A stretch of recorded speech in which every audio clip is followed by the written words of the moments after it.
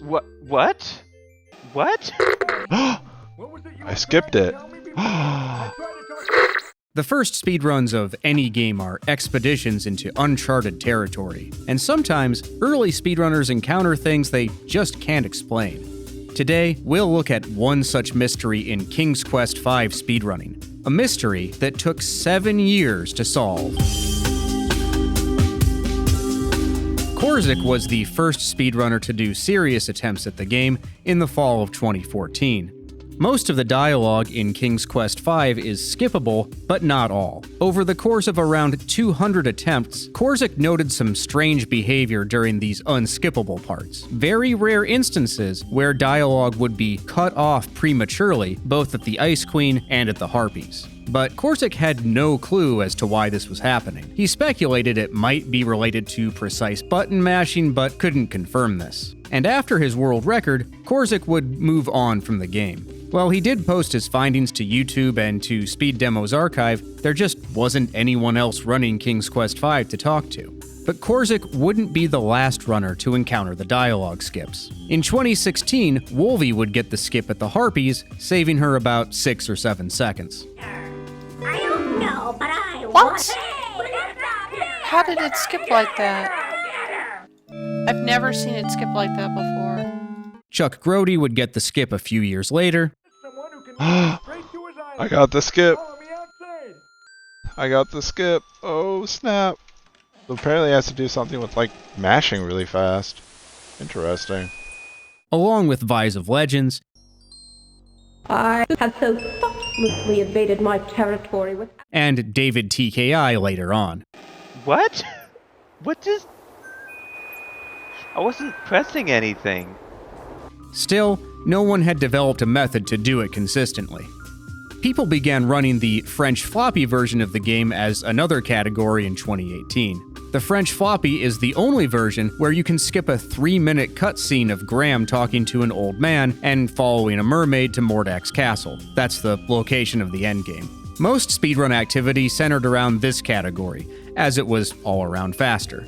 For the rest of this video, however, we'll be focusing on the voice-acted CD version. In December of 2020, I released my History of King's Quest V speedrunning video. There were a number of things left unsolved at the end of that video, one of them being the mystery dialogue skip.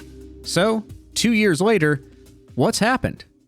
We left off at Topkek Shrek's 2652. He's since rebranded as RetroTKS. TKS returned to the game in January of 2021, 1 month after my video.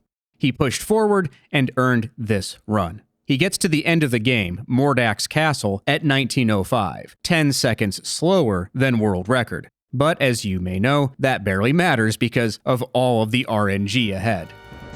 Take your bets, everyone. How are we going to get screwed by Castle? If you don't remember, I'll do a quick recap and explain some new findings about the way it works. First, TKS needs to get caught by this blue beast. The blue beast appearing is a lot more convoluted than you might think. In 4 of the castle's rooms, the game does a random dice roll to see if the beast appears when you enter the screen. The chance of success is different depending on the room.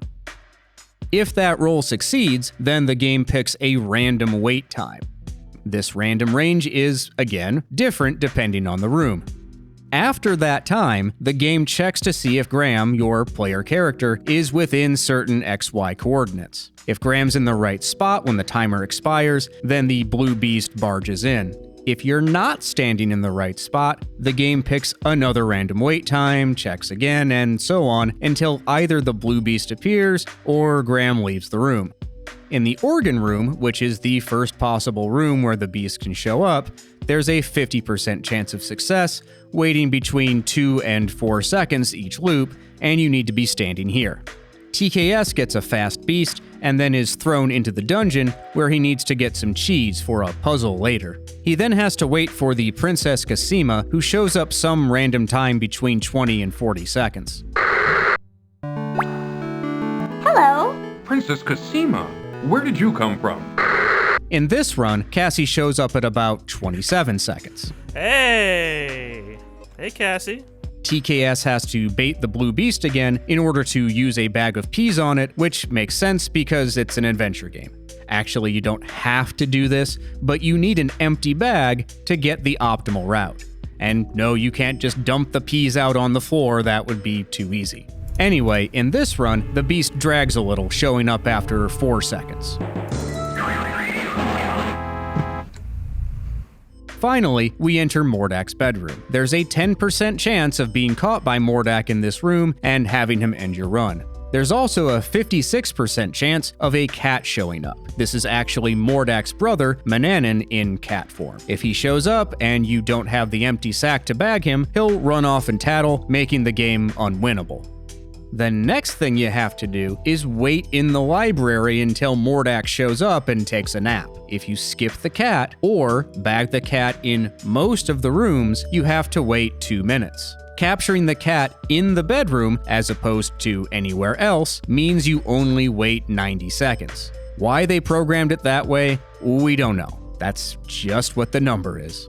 Now, back to the run. TKS has to cycle the bedroom once, which wastes a couple seconds. Still, all of this and his execution in the last split was enough to earn a 2640 world record by 12 seconds. The next month, Pawdugan, Let's Player and former world record holder, would return after a 5-year absence. He too would get the skip. By this point, another person had taken notice, but not a speedrunner. Sluicebox is an active contributor to ScumVM. ScumVM is a program that lets you play old adventure games on modern computers. Sluicebox mostly works on the SCI engine, which is the game engine King's Quest V uses. Intrigued by the skips, Sluicebox dug into the code and started working on an answer. But before he had anything certain to report, Pawdugan earned a new world record of 2636, 4 seconds faster than TKS. Pawdugan had also discovered some new tech. Just before the final Mordak showdown, you have to throw the piece of moldy cheese into this machine. What follows is a long, unskippable cutscene where the machine beeps and boops and does stuff, apparently. Afterwards, there's a musical cue,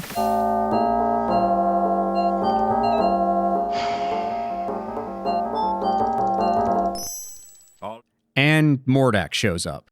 Pawdugan explained that by pulsing enter, or holding it for a few seconds, releasing, and then repeating, eventually the sound effects of the machine would stop playing. When the cutscene ends, Mordak shows up instantly. I'll take care of you, you swine. This saves about 5 seconds. On the same day, February 4th, 2021, 10 hours after Pawdugan posted his record to Discord, Sluicebox emerged from the ocean of code. We had our answer to the dialogue skip. So, what was it?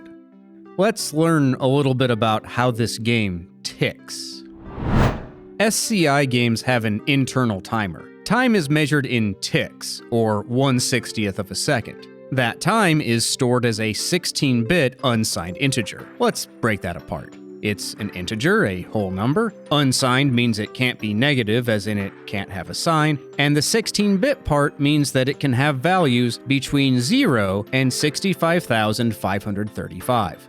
If you go above that upper limit, the value wraps around. So instead of a number line, think of it like a number circle. 65,535 plus 1 is 0, plus 2 is 1, and so on. Doing a little bit of math with the information we have, that means every 18 minutes and 12 seconds, the timer starts over at 0. So, what does this have to do with our dialogue skip?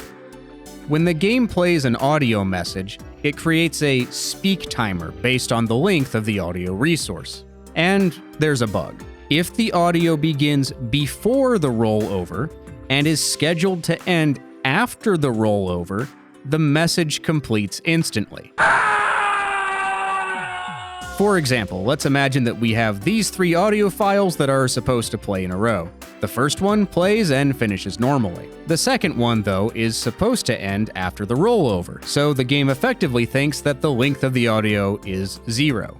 Since the game believes the audio is done playing, even though it isn't, the third audio file starts playing. If the game supported simultaneous speech, we might hear these playing on top of each other, but it can only play one at a time. So the third audio file stops the second one. The third message is also scheduled to stop playing after the rollover, so the game thinks it's done instantly as well. The game then gives control back to the game script that kicked off this whole mess in the first place. Depending on what's supposed to happen next, the audio may or may not keep playing, but the important part is that the game continues earlier than it's supposed to. All this means, depending when the rollover happens, a whole string of messages could be skipped. Nothing to do with mashing or any player input, just random, dumb luck timing. Until now, that is.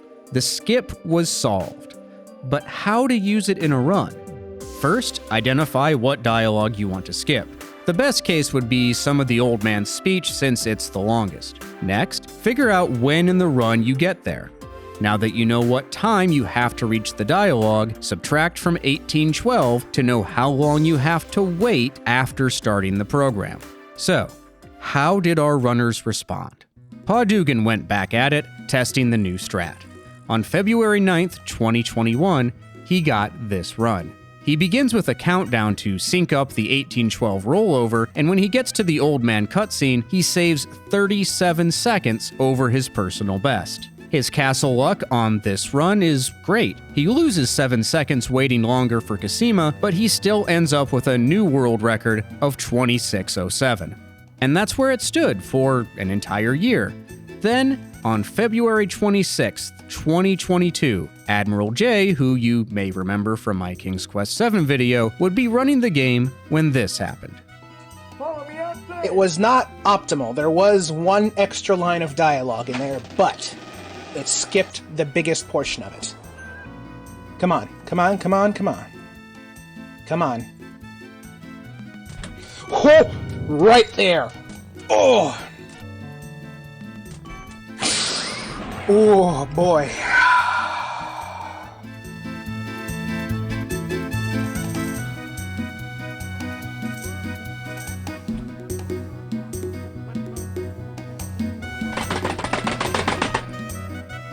Well, it wasn't bad. The second blue beast hung for just a bit, and I did have to respawn the room for the cat one time. But that's okay. We're there, baby.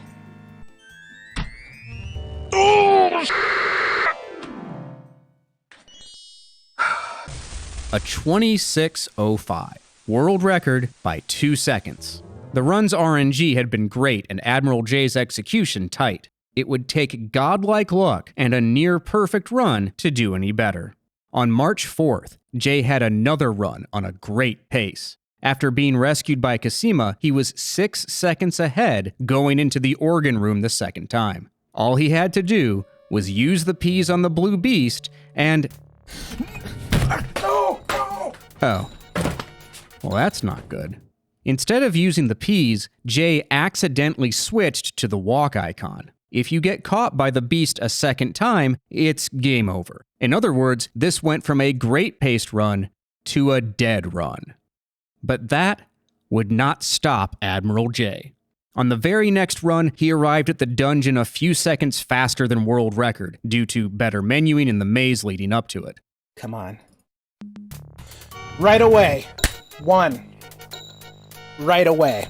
He got a fast Cosima about 24 seconds. The only RNG left was the second blue beast and the cat.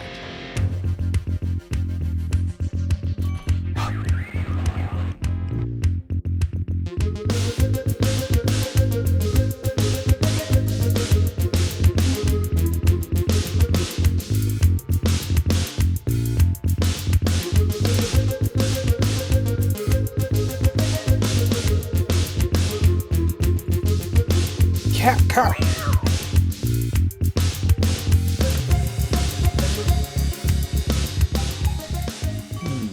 This looks interesting. Graham wonders. Almost perfect are... Shut up. Shut up.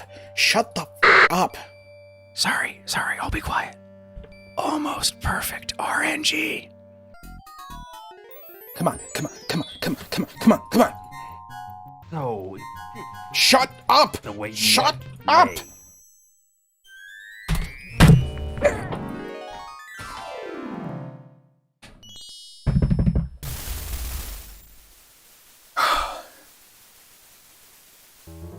There it is. And that is not where our story ends. See, AdmiralJay's luck was extremely good, but with so many random dice rolls, it still wasn't perfect. He had to cycle the bedroom once for the cat, for instance, and he struggled a little bit putting the bag onto the cat. Enter Shawluck, running the game on November 22nd, 2022. Like AdmiralJay, his execution in the first part of the run is excellent. He gets the old man dialogue skip and arrives at Mordak's castle only 2 seconds slower than world record pace. By the time he gets to the organ room, he's closed that gap. His first blue beast is slower than Jay's, but his Cosima wait time nearly makes up for it. He gets an identical second blue beast, and the 2 runs line up almost identically. The only difference? A first try cat and better execution on bagging the critter. Shawluck would end the run with a 25:47, just 7 seconds faster. And that is where the King's Quest V CD world record stands for now. Could it go lower? Absolutely. Remember that pulsing enter technique Pawdugan used to save 5 seconds when Mordak appeared? Neither AdmiralJay nor Shawluck had used it. Why not? Neither of them were really aware of it. See, not many people run this game, and the Pawdugan strat was kind of buried in Discord comments. It's not something to fault anybody for, in my opinion. I've learned over the years that with games this niche, a lot of the nuances tend to fall through the cracks. But best of luck to any future runners. And a big thank you to my patrons. I really appreciate your support. If you like world record progression videos, you'll enjoy my video about King's Quest VII. That's it for now, and I'll see you in the next one.